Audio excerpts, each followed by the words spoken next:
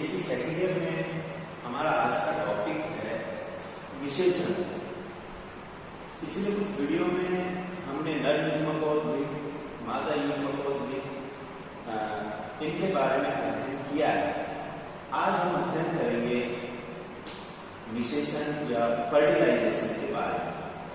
आपने पिछली कक्षाओं में भी पढ़ा होगा, जाना होगा कि नर युग्मकोद्भिद से नर युग्मक और मादा युग्मकोद्भिद से मादा युग्मकों का निर्माण होता है और नर युग्मक और मादा युग्मक आपस में संयोजित होते हैं, आपस में जुड़ते हैं।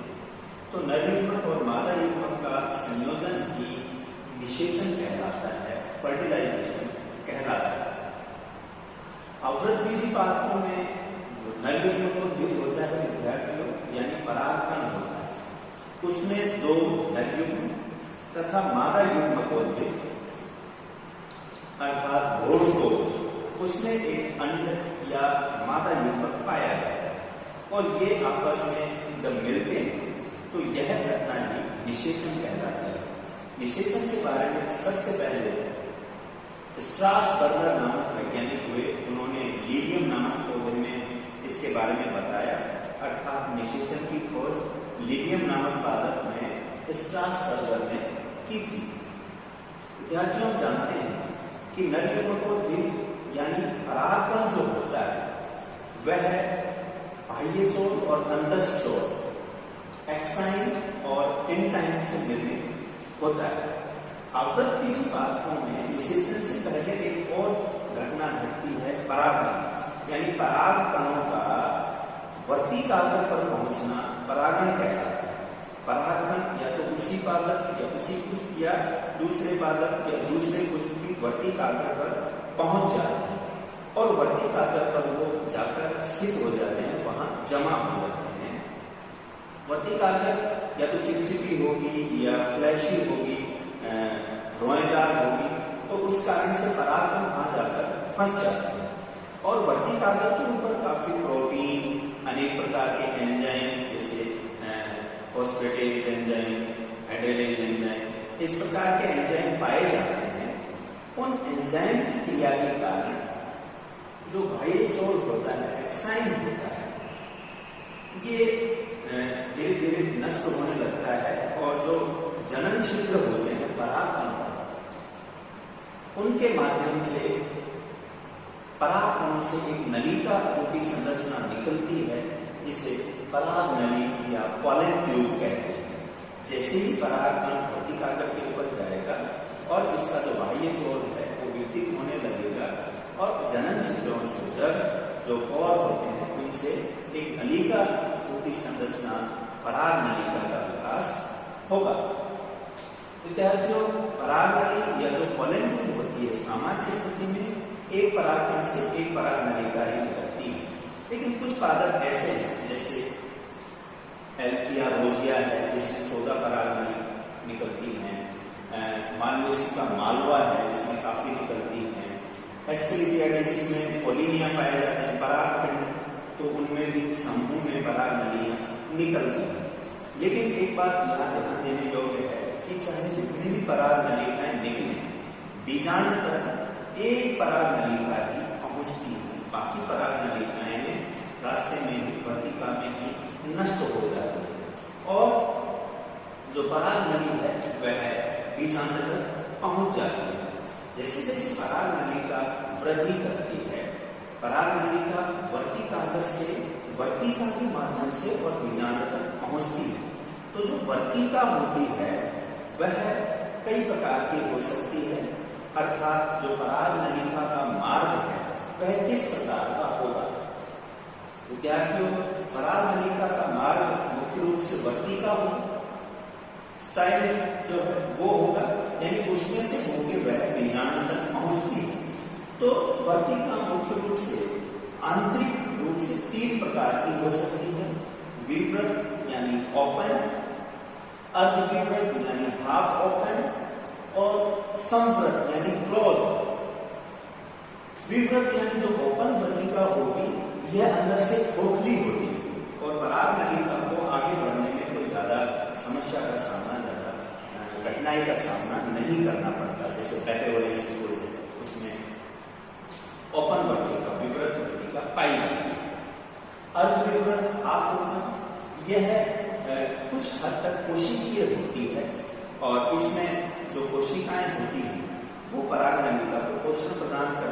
इसमें भी पराग नलिका आसानी से आगे बढ़ जाती है। सव्रत यानी जो क्लोज प्रकार की होती है, इस प्रकार की वर्तिका में अत्यधिक ठोस रूप में कोशिकाएं व्यवस्थित होती हैं। तो जो पराग नलिका है वो या तो अंतर कोशिकीय अवकाश के द्वारा आगे बढ़े या उन कोशिकाओं को नष्ट करके आगे बढ़ती है। तो इस प्रकार से 3 रूप में, ओपन, हाफ ओपन और क्लोज, 3 रूप में पराग नलिका आगे बढ़ती है। विद्यार्थी, जो पराग नलिका आगे बढ़ रही होती है तो जो परागकण की अंतर वस्तुएं हैं या जो कोशिकाएं हैं वो नलिका में आगे की तरफ एकत्रित हो जाते हैं। यहाँ के जो माइटोकॉन्ड्रिया हैं, गोल्जिकाएं हैं, की जालिकाएं हैं, 2 जो नरयुग्मक हैं, ये आगे की तरफ यहाँ इकट्ठे हो जाते हैं और ये जहाँ समाप्त होते हैं वहाँ कैलोज का एक अवरोध उत्पन्न हो जाता है ताकि ये पीछे की तरफ ना जा पाए। यह कैलोज का जो अवरोध है इसे कैलोज प्लग कहते हैं। यह इस प्रकार से निर्मित होता है, आगे भी निर्मित हो सकते हैं। तो जगह जगह की ये संरचनाएं निर्मित हो सकती है। और पराग नलिका के बिल्कुल शीर्ष भाग पर एक अन्य टोपी समान संरचना पाई जाती है जो पारदर्शक होती है, पारभासी होती है, ट्रांसपेरेंट होती है, ट्रांसपेरेंट होती है, जिसे आच्छादित खंड कहते हैं। तो इस प्रकार से विद्यार्थियों एक पराग नलिका का निर्माण हो जाता है और वह वर्तिका में आगे वृद्धि करती रहती है। इसके बाद आता है जब पराग नलिका वर्तिका में वृद्धि करती बीजांड तक पहुंच जाती है, फिर वह बीजांड में प्रवेश करती है। बीजांड में जो पराग नलिका है वह 3 प्रकार से प्रवेश कर सकती है, या तो बीजांड द्वार के सिरे की तरफ से या निभागीय सिरे की तरफ से, या इन दोनों भी सिरों की तरफ से प्रवेश ना करके मध्य सिरे की तरफ से प्रवेश कर सकते हैं। जब पराग नलिका बीजांड द्वार की तरफ से प्रवेश करती है तो यह प्रवेश बीजांड द्वारीय प्रवेश या प्रोगैमी कहलाता है। अर्थात पराग नलिका जैसे ही बीजांड में प्रवेश करे और वो बीजांड द्वार की तरफ से प्रवेश करे तो यह प्रोगैमी। अगर पराग नलिका निभाग की तरफ से चैलेंजर ग्लैंड से प्रवेश करती है तो उसे निभागीय प्रवेश या चैलेंजोगैमी। और जब ना तो बीजांड द्वार की तरफ से ना ही निभाग की तरफ से प्रवेश करे, वह बीच में से अध्यावरण की तरफ से दोनों के मध्य में से प्रवेश करे तो इसे मध्य प्रवेश या मीजोगैमी कहते हैं। विद्यार्थियों, जो पराग नलिका है ये बीजांड में प्रवेश करके भी आगे वृद्धि करती रहती है। हमने पहले भी पढ़ा है कुछ ऐसी संरचनाएं निर्मित होती हैं बीजांड में जो पराग नलिका को बीजांड में प्रवेश करने में सहायता प्रदान करती है। ऐसी संरचनाएं ऑपरेटर कहलाती हैं। ऑपरेटर के बारे में हमने पढ़ा है, वो बीजांड हो सकते हैं, बीजांड द्वार की संरचनाएं हो सकती हैं। ऑपरेटर जो होते हैं ये पराग नलिका को बीजांड में प्रवेश करने में सहायता प्रदान करते हैं। पराग नलिका बीजांड में प्रवेश जब कर जाती है उसके बाद वह वृद्धि करते हुए भ्रूण कोश तक पहुंच जाती है, एम्ब्रियो सेक तक पहुंच जाती है। अब भ्रूण कोश में भी वह किस प्रकार से प्रवेश करती है? तो पराग नलिका का भ्रूण कोश में जो प्रवेश है वह या तो अंड कोशिका और सहाय कोशिका के मध्य से होगा, या सहाय कोशिका और भ्रूण कोश की भित्ति के मध्य से होगा, या पराग नलिका का भ्रूण कोश में सहाय कोशिका के द्वारा ही प्रवेश हो जाता है। पराग नलिका भ्रूण कोश में अंड कोशिका और सहाय कोशिका के मध्य से, या सहाय कोशिका और भ्रूण कोश की भित्ति के मध्य से, या सीधे ही सहाय कोशिका के द्वारा प्रवेश कर सकती है।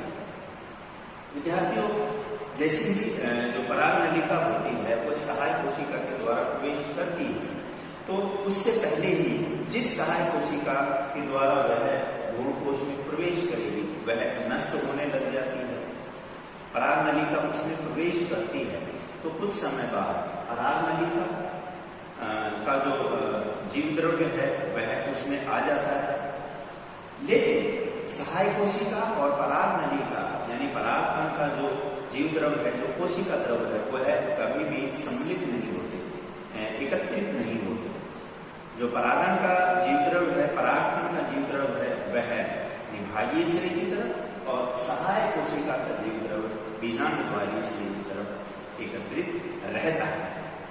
विद्यार्थियों, पराग नलिका थोड़ी आगे चल के या यहीं पर चलकर नष्ट हो जाती है और उसमें से 2 नर युग्मक मुक्त हो जाते हैं, क्योंकि हम जानते हैं परागकण में 2 नर युग्मक पाए जाते हैं।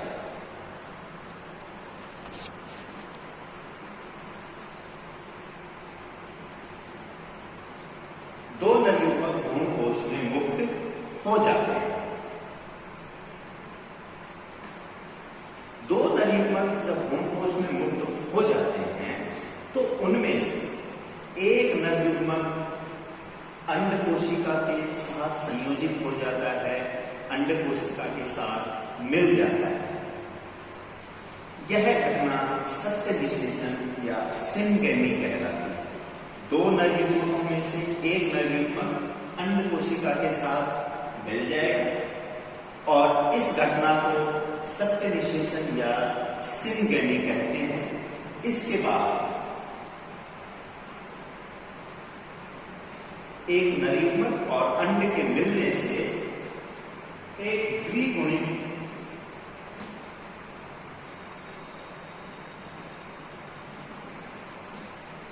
युग्मनज का निर्माण हो जाता है, क्योंकि अगुणित नर युग्मक और अगुणित अंड होता है तो द्विगुणित युग्मनज या जाइगोट